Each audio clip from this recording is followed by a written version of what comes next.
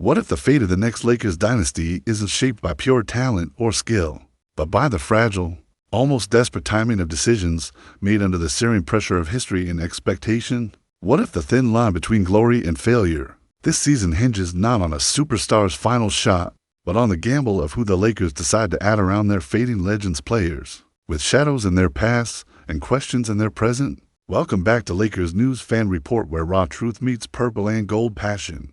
Smash that like button, hit subscribe, and ring the bell so you never miss a second of this drama.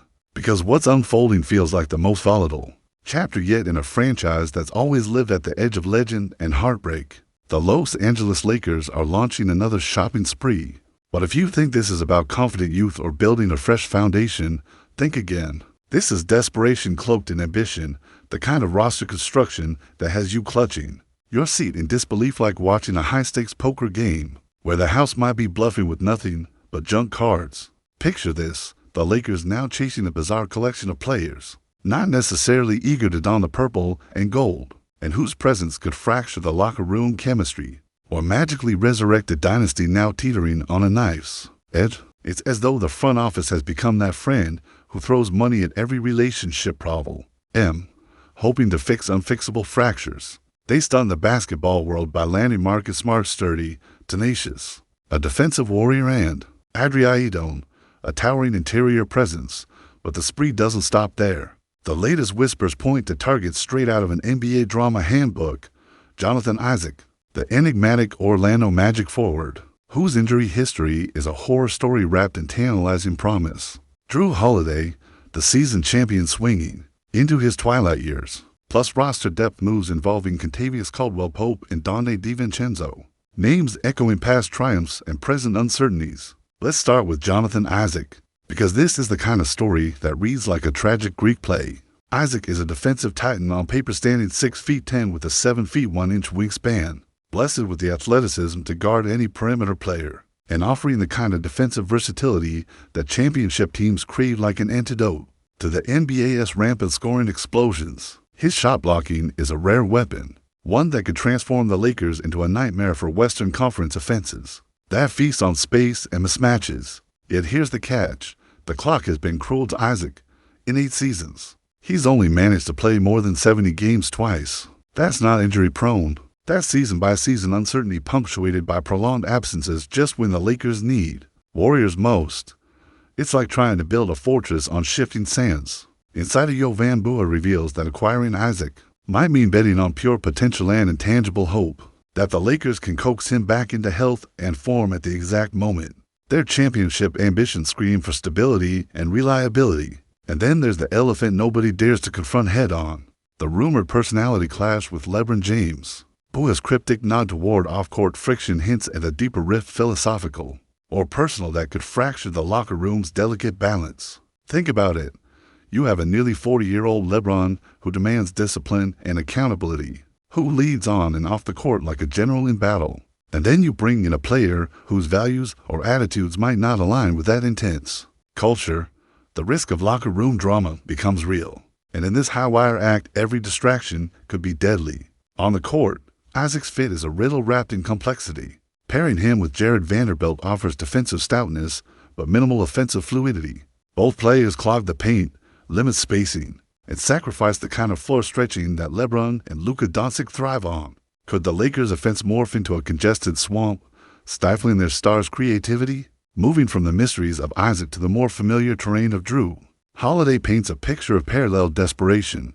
Holiday, fresh off a crucial role in Boston's 2020 title run, is a 6-time All-Defensive Team honoree, a proven champion whose defensive grit and postseason poise seem like exactly what the Lakers need to shore up their backcourt.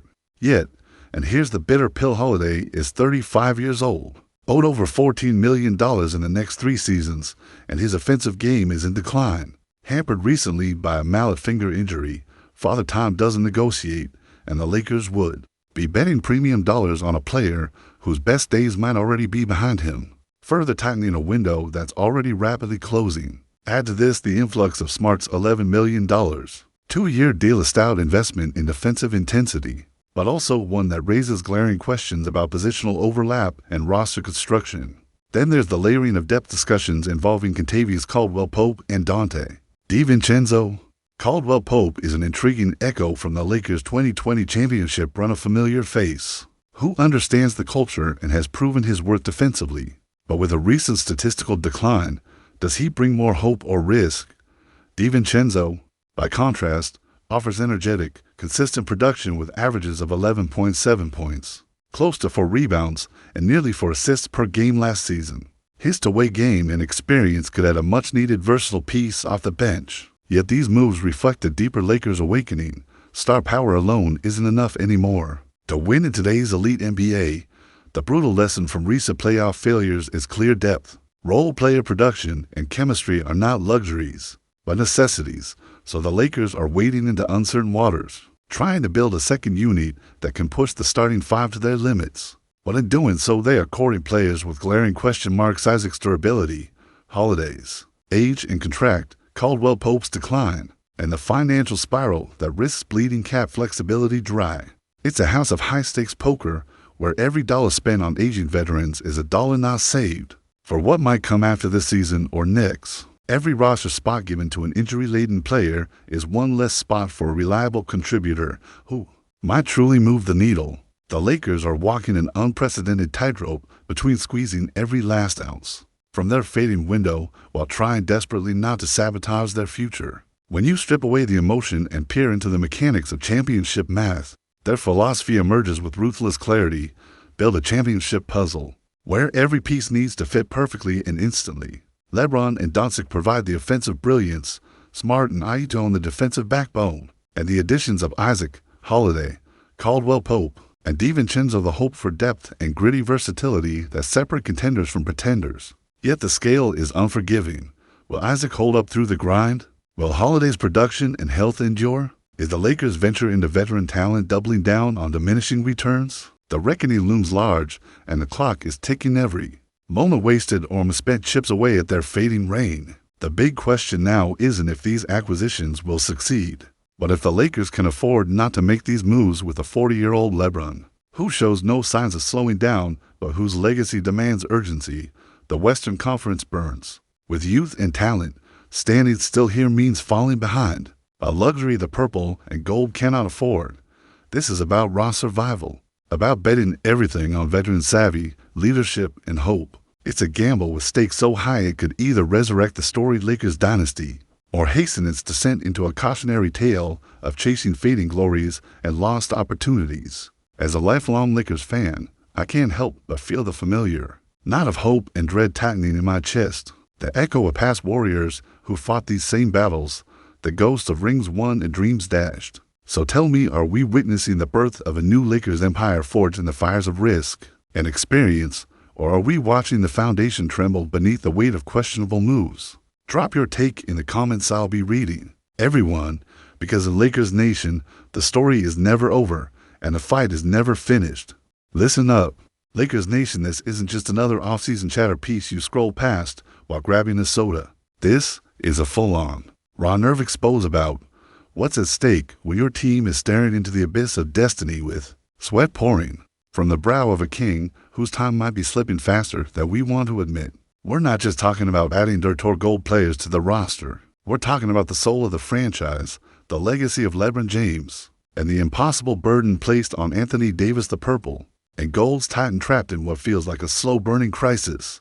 Everyone expected years ago that LeBron's twilight would usher a natural era of youth and renewal, but instead, the Lakers stand at an impossible crossroad, clutching frayed threads that could unravel the entire tapestry of their fate. LeBron, the man who redefined what longevity looked like in this brutal league, is still draining buckets and dishing assists like a maestro, but every time he steps on that floor, the weight of history presses harder. Does prolonging this star's run mean sacrificing the team's future? Can a 40-year-old truly carry the burden of elevating this mismatched ensemble while avoiding the pitfalls that swallowed the likes of Kobe's final seasons or Magic's twilight years? It's no secret AD has grown weary under LeBron's shadow, the relentless pressure to be the cornerstone victim of all that desperate roster tinkering. The whispers growing louder in the locker room. Could this constant patchwork be fracturing Davis' trust in the front office? His knees, like LeBron's ankles before him, creak under expectations unrelenting and legacy demands unspoken. Meanwhile, behind the scenes, Bronny's ascent in the basketball world adds a personal twist to this saga torchbearer in training, watching the empire his father reshaped with his bare hands. But can this new generation truly inherit a Lakers team in flux, riddled with uncertainties about durability and identity? What kind of example does this current chaos set for the next chapter? For the young blood eager not just to chase rings, but to restore the pristine honor of purple and gold, watching Austin Reeves emerge from the cobalt shadows of anonymity to a fan favorite represents one ray of hope amid the gloom. But even Reeves symbolizes that double-edged reality, raw talent proven to rise out of nowhere, yet utterly vulnerable to the strategic gamesmanship and veteran priorities that could bench him during the crucial crunch. The Lakers front office now resembles a court of political intrigue more than a basketball brain. Trust, Jeannie Buss, the fierce protector of the family legacy, oscillates between preserving the historic ethos and embracing radical reinvention. But what if the arena's entrance doors swing wide open for a billionaire owner with pockets deeper than the ocean and ambitions even greater? Someone who could disrupt the intricate balance Buss has maintained for these decades, pulling the franchise from a beloved, sometimes chaotic dynasty into an entirely different realm. Corporate, glitzy, and ruthless, the fans might cheer at the chance for financial muscle, but as history tells us, true greatness requires more than money. It demands vision, culture, and that intangible Lakers magic, the locker room vibe that made Magic's Showtime electrify. The 1980s that helped Shaq and Kobe sell three-peat dreams in the 2000s. That fueled the 2010 revenge banner and LeBron's bubble triumph, masquerading as the sweetest comeback. Now the stakes feel higher, the margin for error thinner, because the stars simmer on the edge of final acts or fresh calamities. Let's talk about the ripple effects echoing through the brutal storm. Called the Western Conference, the Warriors may have dominated a decade, but the Lakers' reshaped roster with veterans like Holiday and Smart could be the kryptonite to Golden State's splash, defensive grit, and championship experience. If they hold, could puncture the slick shooters and disrupt the hallowed gates of Chase Center. But beware Denver's young Goliaths and Phoenix's feisty, hungry contenders smell blood in the water, licking their chops to exploit any sign of Lakers dysfunction. The Clippers, perpetually the bridesmaid, are they finally ready to dance? Past the purple and gold, this roster, as patchy and perilous as it looks, is walking into a brushed steel gauntlet where every win feels like a war, and every loss a prelude to another rebuilding debate. The image is Stark LeBron as a ferocious lion fighting not just on the court, but against time itself. Anthony Davis as a warrior shackled by relentless injuries and expectations, and a fragmented supporting cast that could either rise like phoenixes or fall apart like a house of cards. This is no longer just basketball. This is a narrative that could rewrite Lakers lore with the brutal honesty of a Greek tragedy, or the thunderous roar of an epic comeback symphony. But here's the kicker: what if the whole front office madness is less about building a team that wins now, and more about convincing a restless fan base that something is being done before the season collapses into the bittersweet finality of fading relevance? What if these moves are smoke and mirrors, distractions woven by brokers of hope to mask the truth that Lakers leadership might still be searching for an identity amidst chaos? And yet, what if this volatile cocktail, injuries, aging stars, uncertain contracts, and precarious personalities is the crucible that forges a story so compelling, so raw and authentic, it resonates beyond the hardwood? The Lakers have always been more than a team. They're a living myth stitched into the fabric of sports history, where triumph and tragedy sit side by side like intertwined twins. Every jersey hung in the rafters carries a story of sacrifice and glory, every game a battlefield where dreams are burned brighter than the Hollywood lights. So what if this season's meltdown or renaissance is the final chapter in a saga decades in the making? The Oracle screams, build the puzzle fast, fix the fractures, mold the chemistry before time hemorrhages the chance to even try.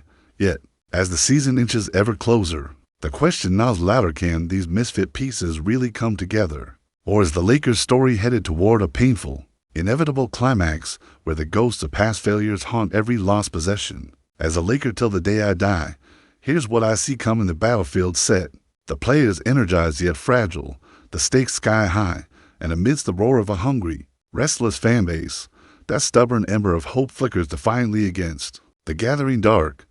Now I want to hear it from you. Drop your raw take below. every true believer in purple and gold. Because no matter how ruthless the stakes get or how jagged the road becomes, Lakers Nation never lets go, never backs down, and absolutely refuses to surrender the fight.